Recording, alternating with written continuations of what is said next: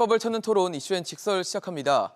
전 세계가 주목한 가운데 제롬 파월 미 연준 의장이 예상보다 센 발언을 내놨습니다. 고통이 있더라도 당분간 금리 인상 기조를 유지하겠다고 말한 건데요.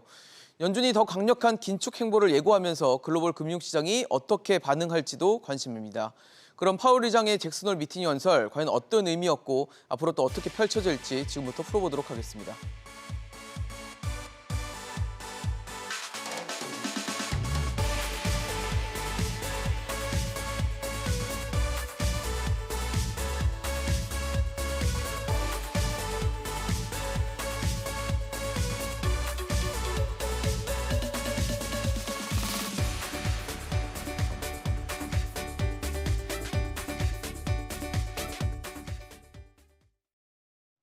네, 오늘 함께 해주실 세 분 소개하겠습니다. 한국금융연구원 장민선임연구위원, 연세대 정보대학원 정삼영 주임교수, 한양대 경제금융대학 유혜미 교수 나오셨습니다. 어서 오십시오. 네, 잭슨홀 미팅 관심을 많이 받았고 과연 어떤 발언이 나올지 주목됐던 자리였는데 생각보다 제롬 파월 연준 의장의 말이 좀 셌다라는 평가들이 나옵니다.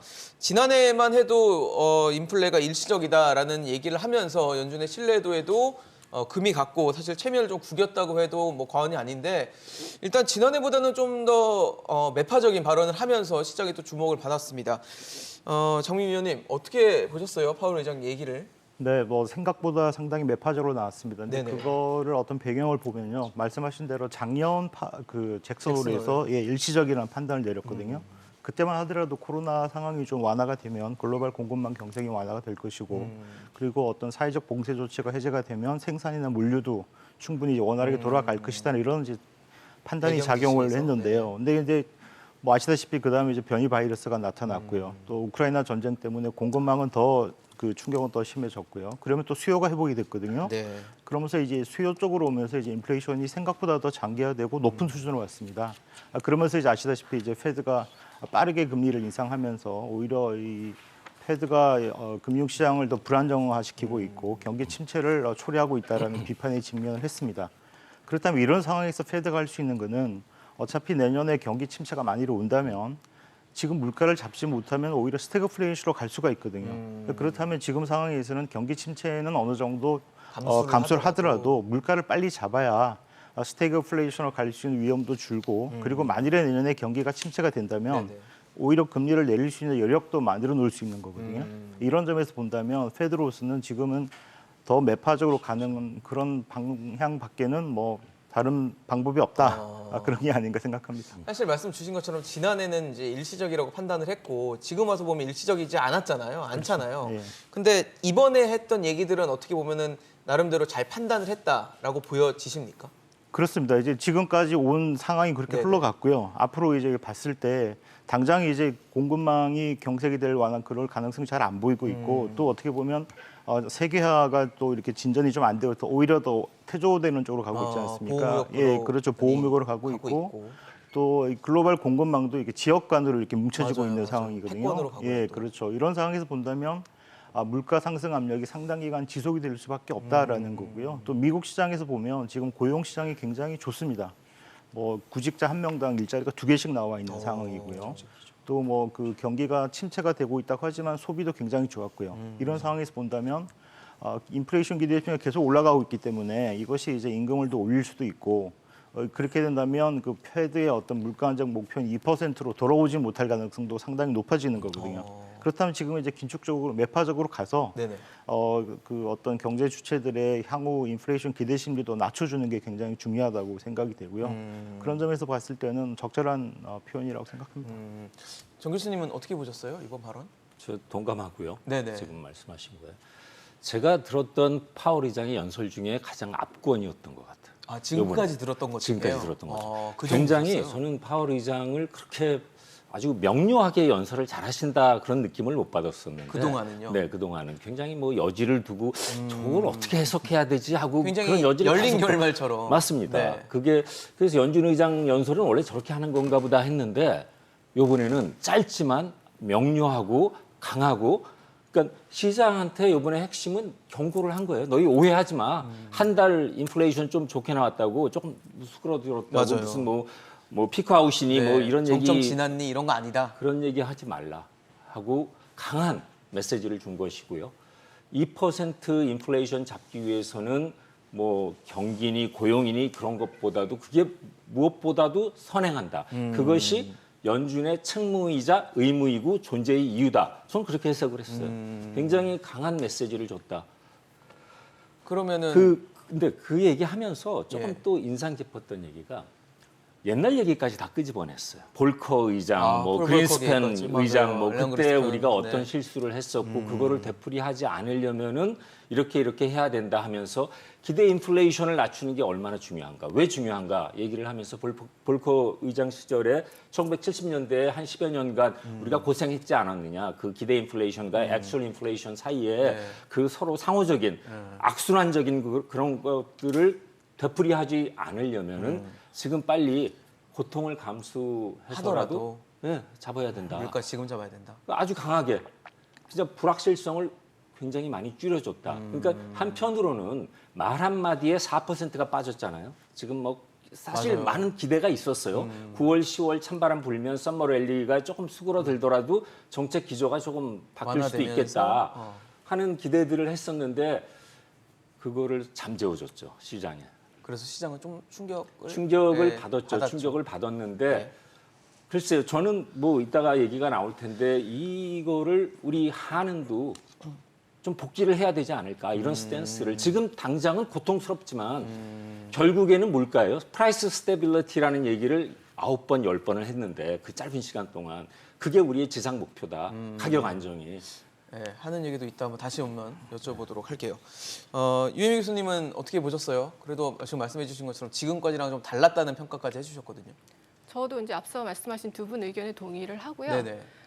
그런데 저는 그 여태까지 파월 의장이 했던 얘기랑 크게 다르지 않은 얘기였다고 생각을 하는데요. 결은 같았다. 예, 왜냐하면 파월 의장이 사실은 그 지금 인플레이션을 잡는 데 비용이 따르지만 그것이 인플레이션을 방치했을 때 올 수 있는 비용보다는 훨씬 작다는 얘기를 이미 여러 번 언급을 한 적이 있고요. 네네. 그런데 이제 지금 이번에 증시가 그렇게 많이 크게 반응을 한 거는 사실 7월 달에 FOMC 한 다음에 기자회견에서 이제 어떤 이제 기자분께서 그래서 금리는 언제쯤 뭐 인하를 할 거냐, 어떻게 할 거냐 이렇게 물어봤을 때 원론적으로 뭐 이렇게 물가가 잡히는 신호가 나타나면 언젠가는 이제 금리를 뭐 동결하거나 뭐 인하를 할 수도 있다라는 얘기를 했거든요. 근데 네. 그것은 원론적인 측면이었는데 그거에 너무 많은 희망의 메시지를 담아서 증시가 사실은 굉장히 크게 반등을 했었습니다.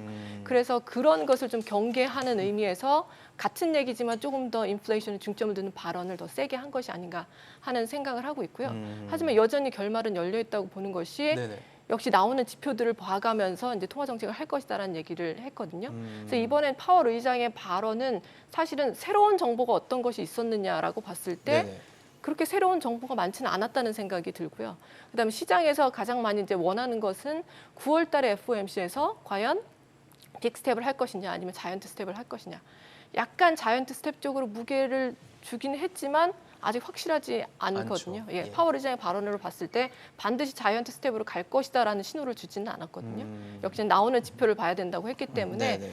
좀 더 센 발언을 하긴 했지만 새로운 정보가 그렇게 많이 담겼는지는 사실은 잘 모르겠습니다. 발언 수위는 셌지만 그동안 했던 얘기를 어떻게 보면 더 강하게 어필한 예. 것뿐이다라는 얘기까지도 해주셨는데 말씀 주신 것처럼 이제 이번 달은 뭐 잭슨홀 미팅이 있었지만 연준의 금리 결정은 없어요. 없는 시기고 9월 달에 이제 정례회의에서 연준이 금리를 결정하게 될 텐데 금리 결정하는데 최근에 뭐 아까 말씀 주신 것처럼 빅 스텝, 그러니까 50bp를 올릴 것이냐 아니면 75bp, 자이언트 스텝을 갈 것이냐를 두고 여러 가지 좀 전망들이 좀 엇갈리는 상황인데 일단 금리 전망하는 페드워치 시카고 상품거래소 그 페드워치에서는 최근에는 이제 자이언트 스텝으로 좀 무게를 싣는 분위기인데 저는 뭐 그거는 그거고 세 분 의견을 좀 여쭤보고 싶어요. 어떻게 보세요?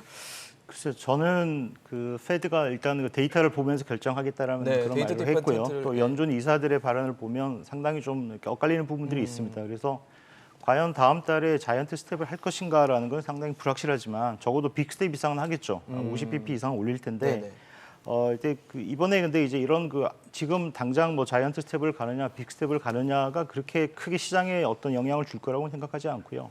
이제 앞으로 이제 어느 정도 계속 갈 거냐의 문제고 그리고 아까도 말씀이 나왔습니다만은 내년에 들어가면서 이제 경기가 좀 안 좋아지면 금리 인상 사이클이 끝나고 네. 하반기에 갈수록 이제 금리 인하를 할 수도 있겠다라는 이제 그런 어떤 시장의 기대가 있었는데 그런 것들이 굉장히 이제 이번에 약화됐고요. 네. 그래서 이제 뭐 빅스텝을 가든 하든 여하튼 이 금리 인상 기조가 어느 정도 계속 갈 거라고 보고 있기 때문에 네. 이것이 이제 시장에 상당한 기대라든지 또 시장의 어떤 동향에도 상당히 영향을 줄 거라고 생각합니다. 위원님은 어떻게 보세요? 근데 그 둘 중에 만약에 하나를 결정하자면 어떻게 보세요? 글쎄요, 저는 만일에 하나를 결정한다면 파월 의장의 어떤 발언을 보면 자이언트 스텝 쪽이 좀 더 가깝지 않을까라는 발언의 해석은 예. 좀 75bp에 가깝지 않을까? 그렇지 않을까라는 생각을 하는데 잘 모르겠습니다. 그렇죠. 중간에 또 다른 지표들이 또 나오는 그렇죠. 변동성을 예. 충분히 갖고 있기 때문에 뭐 지금 확답할 수는 없지만 일단 75bp에 좀 무게를 두어 주셨습니다.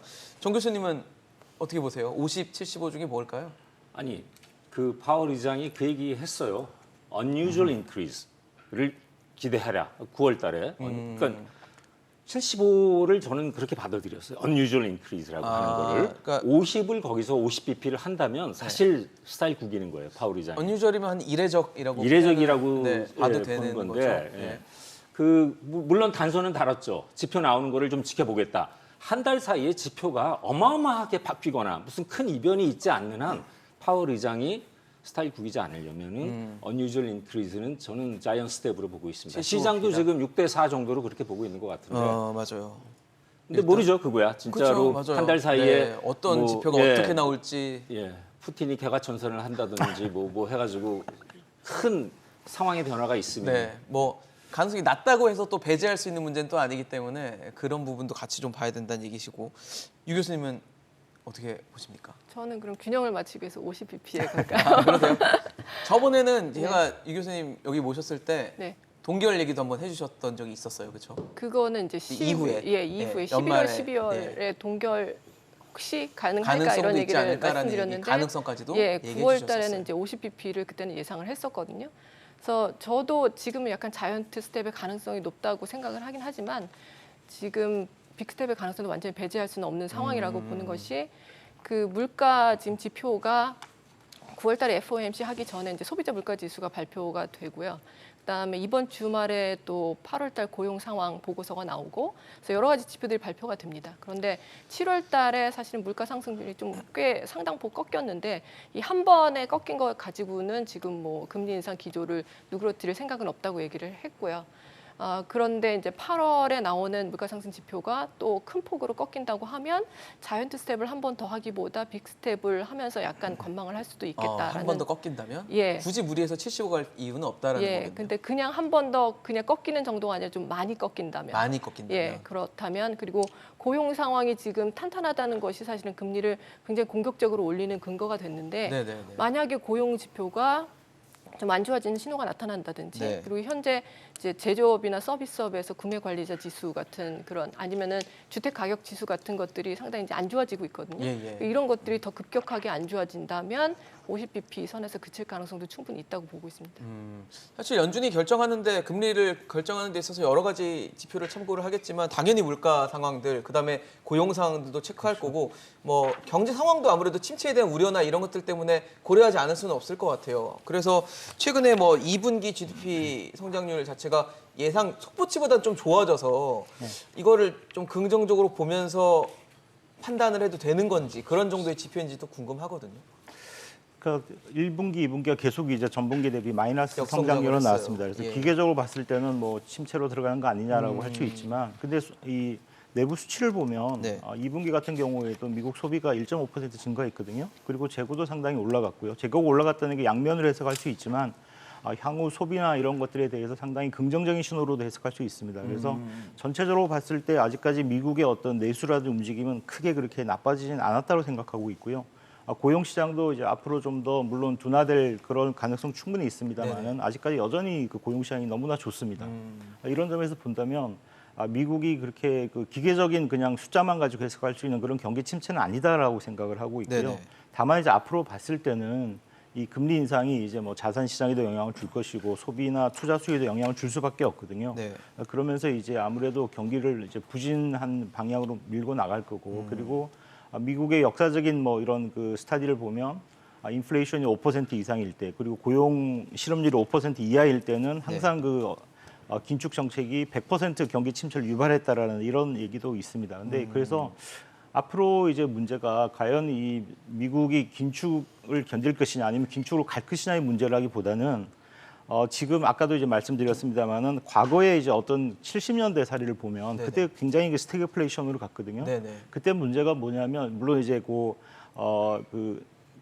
연준 의장이 바뀌기 전에 긴축을 우려해서 긴축 정책을 그러니까 경기 침체를 우려해서 긴축 정책을 경기 세게 나가지를 못했어요. 금리 인상을 미적거렸거든요. 했다가는 침체될 수 있다는 그렇죠. 걱정을 많이 한 예, 거예요. 경기 둔화 우려 때문에 물가가 굉장히 올랐는데도 긴축 정책으로 이렇게 빠르게 나가지 못했습니다. 그 결과가 어떻게 되냐면 물가도 못 잡고 경기도 못 잡으면서 스태그플레이션을 갔거든요. 네네. 그런 교훈 때문에 이제 이번에는 계속 이제 파월 의장도 얘기하는 것이 희생이라는 것이 결국은 어느 정도 긴축을 감내할 수밖에 없고 그러면서 이제 물가를 잡아야겠다라는 그런 의지거든요. 그 비용이 더 저렴할 수 있다는 얘기죠. 그렇죠. 그냥 지금 또 혹시라도 경기 침체 때문에 긴축으로 못 나가면 둘 다 또 이렇게 못 잡는 못 잡아서, 상황이 올 수 네, 있거든요. 더 큰 비용을 치러야 그렇죠. 되니까. 그래서 지금은 오히려 물가를 먼저 잡는 것이 중요하고 그러기 위해서는 경기 긴축 어떤 침체도 침체를, 어느 정도 네, 감소해야 된다. 이런 판단이 있을 수밖에 없죠. 그리고 매번 뭐 바이든 대통령도 그렇고 옐런 장관도 그렇고 미국 경제 튼튼하다라는 얘기를 계속 하는데 맞습니까? 튼튼한 거라고 보세요? 글쎄요. 지금 지표들이 너무 혼재돼 있긴 합니다. 지금 사실. 그 전에 아까 뭐 이번에 자이언 스텝을 또 할 것이냐 예. 연말까지 지금 시장에서 나오는 얘기는 4%대까지 갈 수 있다, 갈 것 같다. 연말 연초까지. 기준금리가요? 네, 기준금리가요. 지금 지금 2.5에서 예, 뭐 그 정도잖아요. 그러면은 그거를 한번 계산을 해보면 시장에서 왜 그런 판단을 하고 있나? 요번에 자이언 스텝을 하면 3.0에서 3.25가 3.25로 가죠. 가죠. 상단이. 두 번 더 남았죠. 11월, 12월. 네. 두 번 더 남았는데 두 번에서 뭐 최소한 베이비 스텝 두 번을 한다 그러면은 3.75죠. 그쵸, 상단이. 상단이 3.75죠. 시장에서 얘기하는 거하고 거의 비슷해요. 3%대 4%에 후반? 근접할 것이다. 하는데 아니 그게 가능할까? 체력이 뭐 항암제를 맞더라도 체력이 유지를 있어줘야 해야지 주사도 맞죠. 되는데 예. 지금 PMI가 뭐 서비스하고 뭐 구스 앤 서비스 PMI 나오는 거 보면 다 예측보다 낮게 나오고 제조업 쪽에. 제조업 네. PMI하고 서비스 PMI도 그렇고 신규 주택 판매 지수도 뭐 14년 만에 뭐 지금 최하로 네, 나왔다고 안 그래요. 좋다라는 얘기가 있고요. 지금 약간 비실비실해요. 솔직히 얘기하면은 아주 좋다, 네. 좋다, 뭐 견딜만하다 얘기하기도 불안불안한 상태예요. 제가 보면은 거기다가 지금 그 물가 지금 얘기가 나오는데 4분기를 봐야 될 것 같아요. 미국의 도메스틱 컨섬션이라고 하죠. 국내 소비의 3분의 2를 차지하는 게 할로윈, 땡스기빙, 크리스마스 딱 완전 소비 그때가 시즌이죠. 소비 시즌인데 그때 수요가 얼마나 이거를 우리가 그 수요가 이거에 반응하느냐 올라가는 이자율 상승에 수요가 반응해가지고 잠재울 수 있느냐를 반응해야 되고 또 하나는 그 천연가스 있죠. 천연가스 미국 물가를 좌지우지하는 게 에너지 WTI는 지금 90불대로 내려가가지고 110불 하다가 조금 거기서는 긍정적인 효과가 있다고 그러는데 미국에서 난방 그 싱글 패밀리 난방의 3분의 2를 차지하는 게 내추럴 가스예요. 천연가스. 천연가스의 수요가 급증할 때고 천연가스가 미국도 지금 뭐 아주 몇십 년 만에 아주 최고점을 찍었다 그러고 유럽은 3배, 4배 됐다고 해요. 지금 뭐 그런데 우크라이나 러시아에서 러시아 지금 때문에. 천연가스 끊는다, 뭐 조율한다 맞습니다. 이러니까 몇 가지 악재들이 있어요. 지금 다가올. 겨울철에. 지금 겨울에. 그거를 좀 지켜봐야 되지 않을까. 지금 뭐 경기가 뭐 버틴다 안 버틴다 하기는 조금 지금 확정을 지금 하기가 현재 어려운 시기인 것 보기에는 같습니다. 좀 많은 변수들이 남아 있다라는 얘기까지 해주시는데 어렵네요. 참 미국 경제를 우리가 걱정해야 되는 상황이라 어떻게 보세요? 괜찮은 겁니까? 튼튼한 겁니까? 미국 경제가 지금 이제 어려운 상황인 거는 맞는 것 같고요. 네네. 왜냐하면 여러 가지 경기 선행 지표들이 지금 안 좋습니다. 근데 현재 침체는 아니라고 하잖아요. 왜 기술적으로는 침체지만 지금 사실 뭐 NBR이나 이런 데서는 침체라고 단정을 내린 상황이 아니니까 침체는 아니다라고 얘기하는데 사실 경기 침체가 시작되었다고 이제 NBR에서 날짜를 정하기까지는 한 네네. 6개월에서 뭐 그 이상까지도 시점이 시차가 좀 있군요. 걸립니다. 따라서 뭐 현재가 이제 침체인지 아닌지는 나중에 이제 판단이 내려지겠지만 저는 이제 침체 초입이라고 보는데요. 왜냐하면 지금 이제 경기 선행하는 지표들이 일단 주택 시장 관련해서 주택 가격도 빠지고 있고 그다음에 이번에 이제 GDP 2분기 속보치가 잠정치로 수정이 되면서 이제 조금 조정이 됐는데 그때 소비 지출하고 재고 투자는 오히려 이제 약간 업그레이드가 됐어요. 그런데 거주 자본 투자는 오히려 더 낮아졌거든요. 잠정치로 가면서. 그래서 거주 자본에 대한 투자가 상당히 많이 위축이 되고 있다는 것은 이 대표적인 경기 선행 지표이기 때문에 곧 경기가 안 좋아질 것이라는 수 있다. 신호고요. 아. 그리고 이제 기업에서 자재 구매를 담당하는 구매 관리자들이 경기에 대해서 어떻게 인식하고 있는지를 보는 이제 구매 관리자 지수가 지금 8월 달 속보치 내지는 예비치라고 하는 것이 이제 발표가 됐는데 그것이 이 13년 전부터 이제 발표가 되기 시작했는데 그 이후 하락폭이 최대라고 하거든요. 그래요. 그러니까 이런 것들을 봤을 때 곧 조만간 이제 경기 침체가 올 본격화될 수도 것이다라는 것을 보고 있는데요. 고용 상황은 아무래도 이제 후행 지표이기 때문에 네네. 아직까지 탄탄할 수가 있는데 이제 경기 선행 지표들이 그런 신호들을 많이 보내고 있기 때문에 경기가 미국도 이제 조만간 좋아지지 않을 것이다라는 것이 거의 확실한 것 같습니다. 근데 사실 파월이 이번에 얘기했던 얘기 중에는 침체를 감수하더라도 일단 긴축하겠다라는 얘기였어. 그러면은 어느 정도까지 긴축을 계속 가져갈 거라고 보세요? 침체를 일단 감수하더라도. 그건 이제 경기 침체 신호보다는 사실은 이제 물가 물가 상황이 어떻게 지표가. 되는지인데요. 왜냐하면 이게 작년에 잭슨홀 미팅에서 파월 의장이 할 때는 이 인플레이션이 일시적인데 금리를 많이 올려가지고 경기를 오히려 침체시키는 게.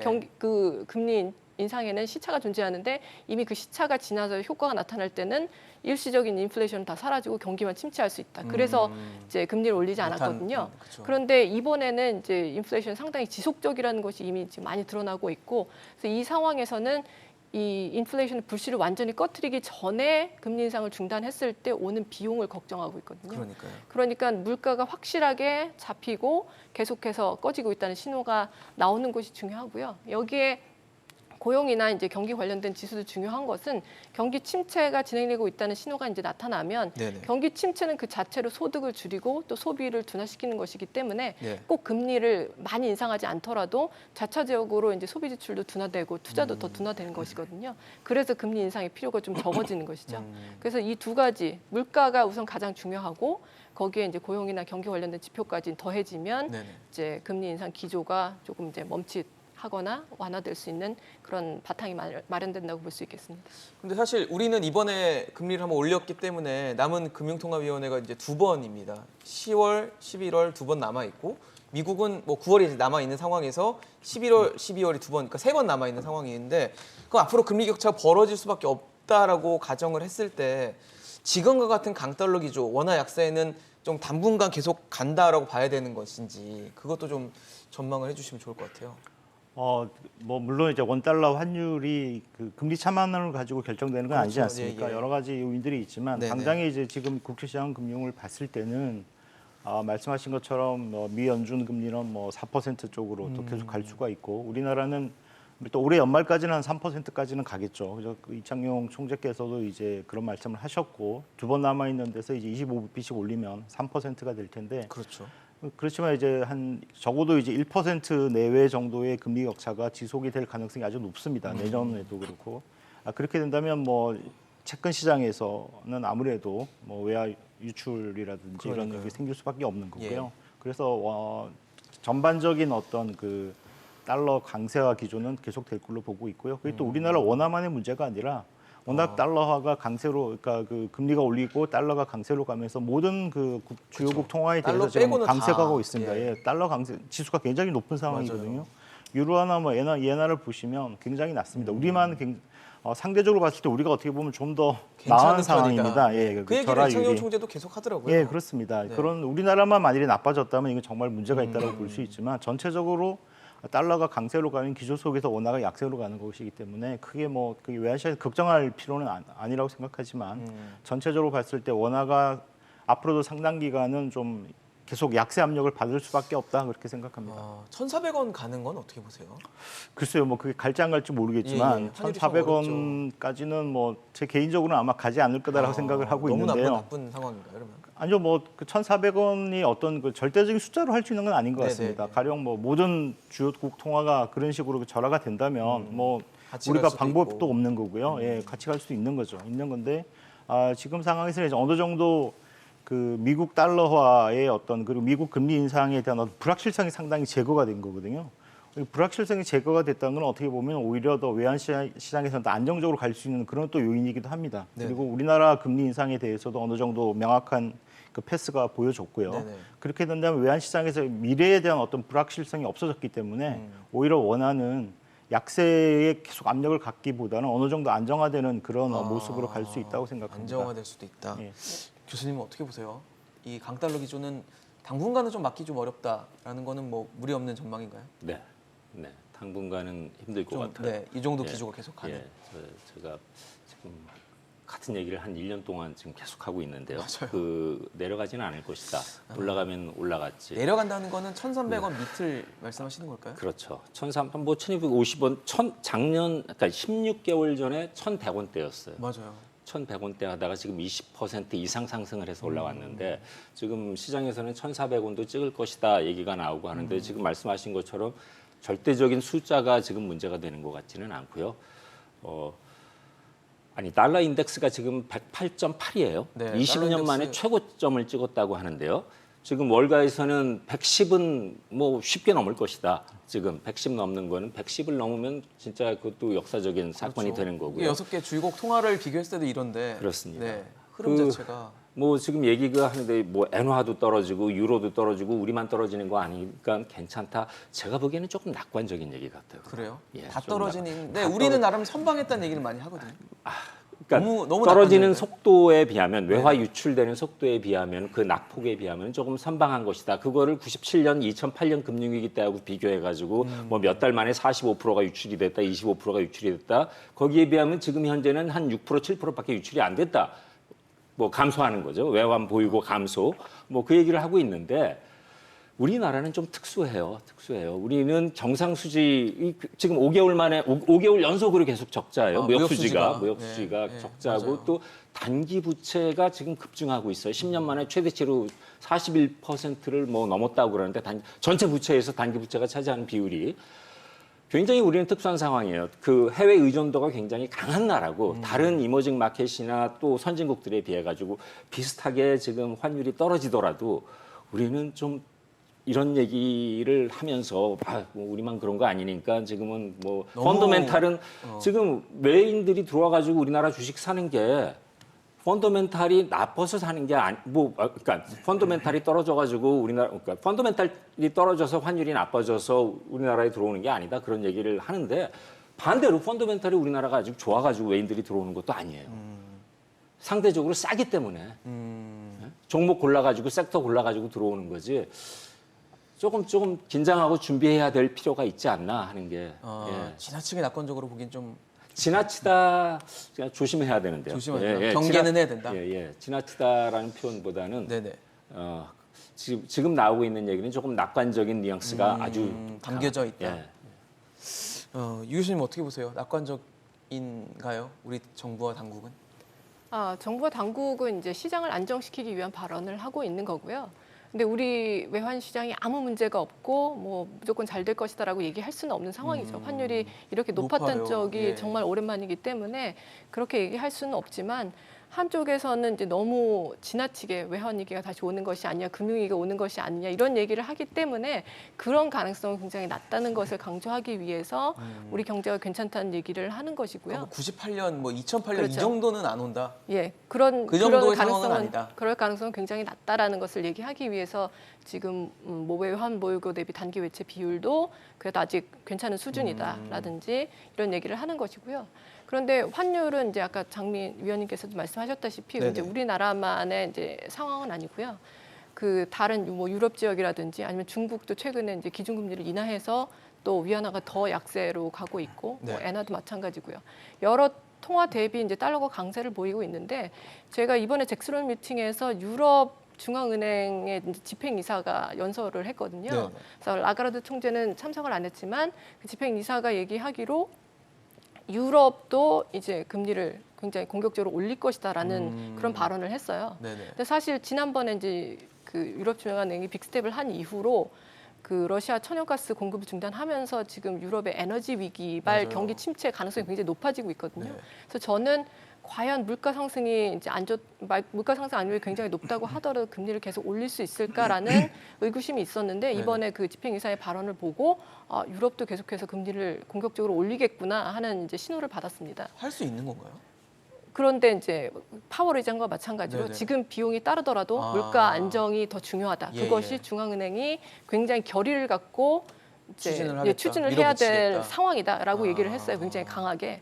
그래서 사실 파월 의장보다 훨씬 더 강한 발언을 했거든요. 그래서 이걸 봤을 때 이제 강달러가 계속 지속은 되겠지만 네네. 그 속도를 그래도 유럽에서 금리 인상을 하게 되면 조금 늦출 수는 있지 않을까 하는 희망을 가져보고요. 근데 아무래도 올해 연말까지는 강달러 기조는 이제 어느 정도 계속될 거라는 생각이 듭니다. 근데 저는 사실 한미 금리 차가 벌어지고 미국이 금리가 저희보다 높으면 우리나라보다 높으면 외국인 자금들이 막 이탈하고 그다음에 팔아치우고 뭐 이런 것들이 벌어지는 줄 알았는데 최근에 외국인들이 한 7월 초부터 8월 한 후반 뭐 25일 정도까지 거래 유가증권 시장 코스피에서 거래한 걸 보면 한 5조 넘게 사들이는 모습을 보여서 이거는 어떻게 해석해야 되는 지점인지 그럼 이런 부분은 어떻게 보면 바이코리아라고 할 수 있는 부분들이 계속 연속적으로 이어진다고 봐도 무리는 없는 건지도 궁금하거든요.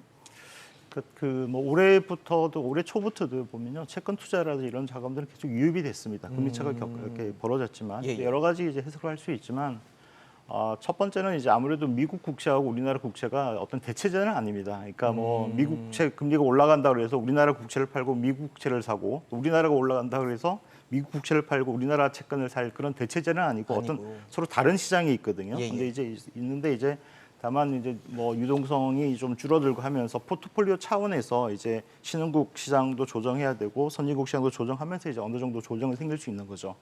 근데 이제 금리가 무조건 우리가 낮다고 그래서 그러면은 그 돈이 안 들어오는 거 아니냐라고 했을 때는 채권 시장은 만일에 대체제라고 했을 때 채권 시장 그럴 수도 있겠죠. 그렇지만 주식 시장을 보면 또 다른 얘기가 되는 거거든요. 주식 시장은 금리가 올라가면 더 안 좋은 거지 않습니까?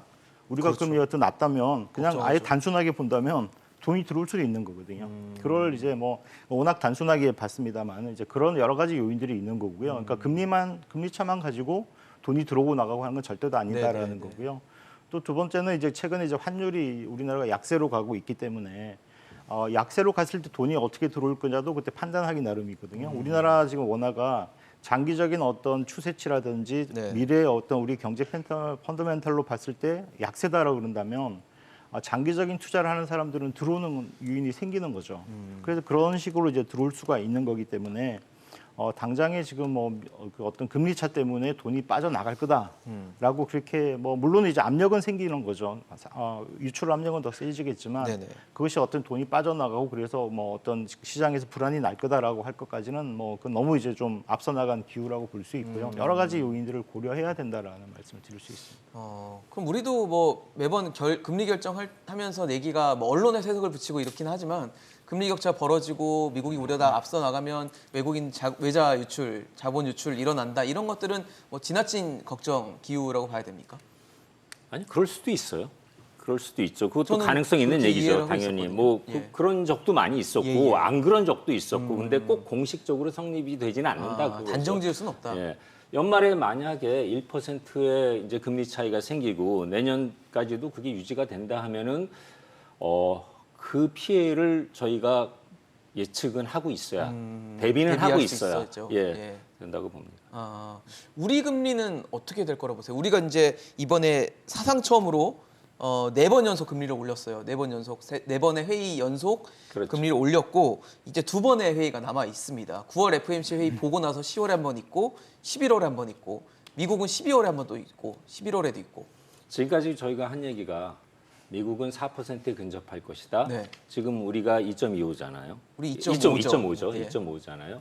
그래서 이제 가정을 나머지 두 번을 그러니까 베이비 스텝을 계속 하면 할 것이다는 가정하에 3%가 되면은 1% 정도의 금리 차를 감수해야 된다.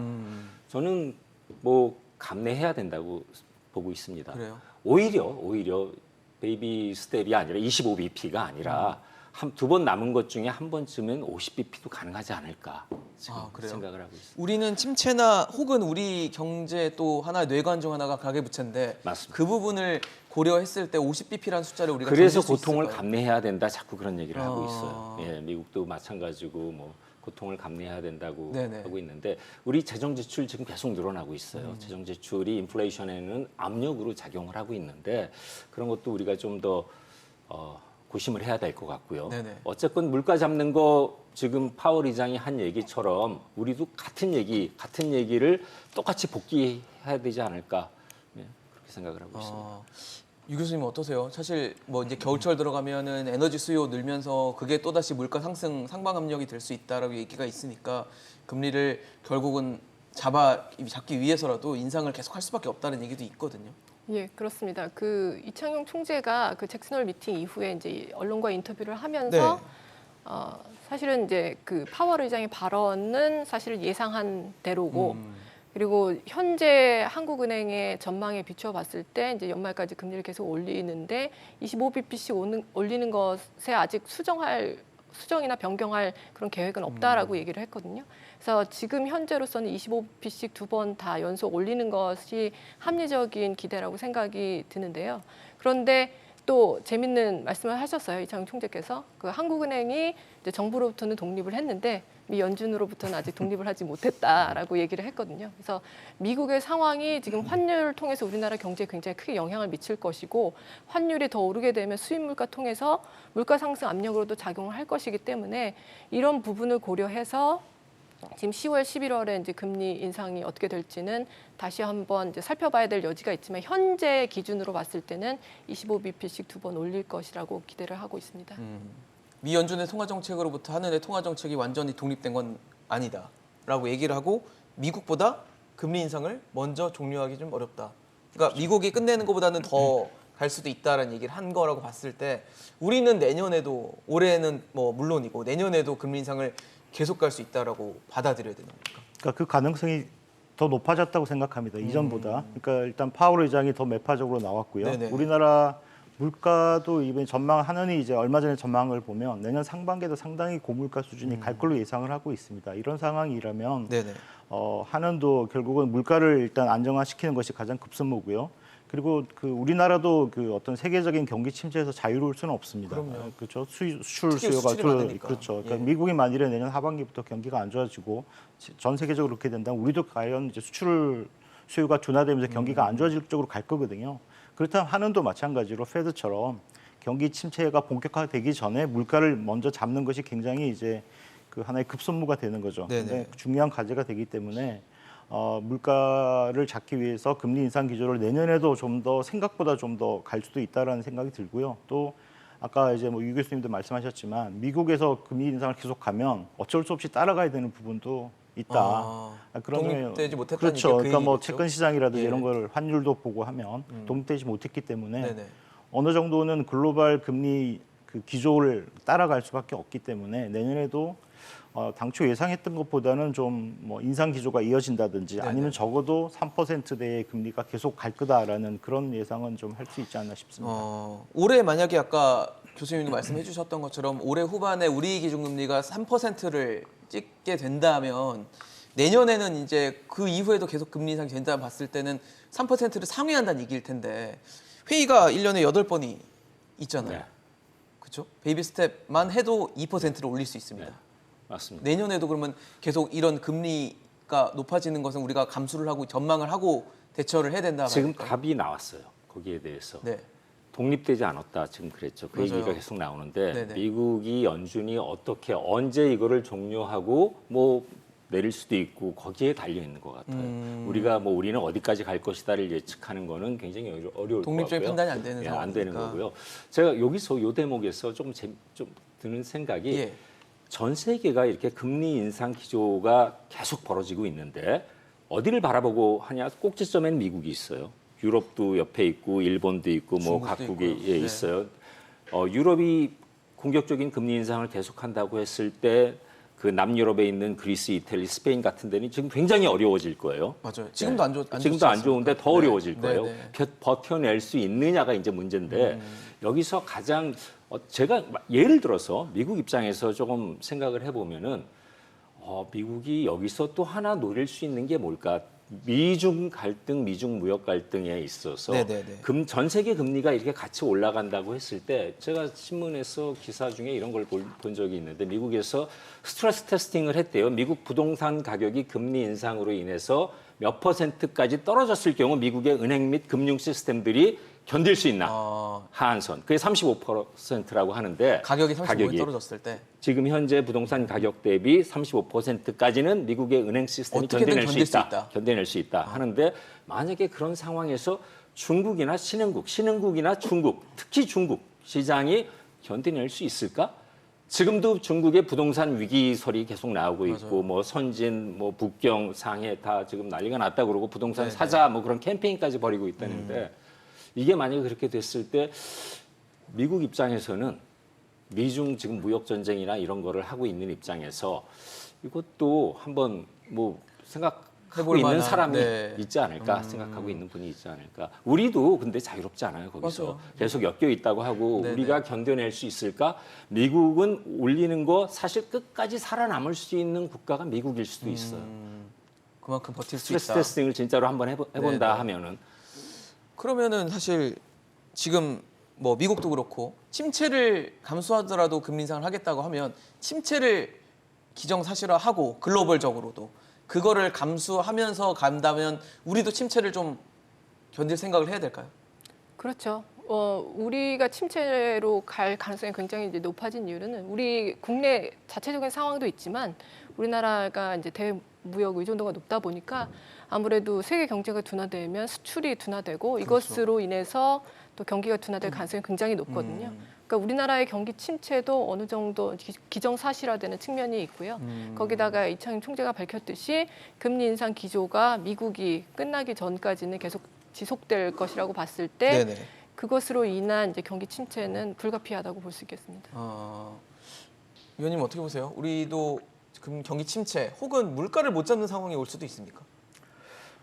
뭐 올 수도 있겠죠. 스태그 상황으로 갈 수 있다는 뭐 스태그 뭐, 상황 예, 갈 수도 볼 수도 있다는 있을 뭐 텐데. 그런 가능성도 뭐 정말 배제할 수는 없는 것 같습니다. 네네. 내년에 연초까지 내년 상반기까지 계속 이런 물가가 계속 진행이 되고 가령 이제 글로벌 공급망 경색이라든지 뭐 지정학적 위험이 전혀 풀리지 않고 간다고 하면 그리고 또 새로운 변이 바이러스가 생기면 네네. 공급 충격에서 오는 그런 어떤 물가 상승 압력은 계속 갈 거고요. 그렇죠. 그런 상황에서 이제 금리를 빨리 올리고 있기 때문에 내년부터 경기가 좀 하반기로 갈수록 안 좋아질 거다라는 거는 뭐 좀 약간 기정사실화 해야 될 것 같습니다. 그렇게 된다면 만일에 앞에 물가가 빨리 안 잡힌다면 뭐 스태그플레이션 가능성도 뭐 없다 이렇게 말할 수는 없는 거죠. 예, 그래서 내년에는 좀 물가도 좀 더 올라가고 경기는 좀 안 좋은 네네. 그런 상황을 가정을 하고서 모든 그 어떤 경제 행위를 해야 된다라고 생각을 합니다. 알겠습니다. 말씀을 들어보면 뭐 내년에도 금리가 계속 올라갈 것으로 보이고 일정 수준까지는 올라갈 것 같고 그다음에 소비는 그에 따라 좀 위축될 수 있고 또 경기 침체 우려도 계속 남아 있을 수 있다는 얘기로 좀 들립니다.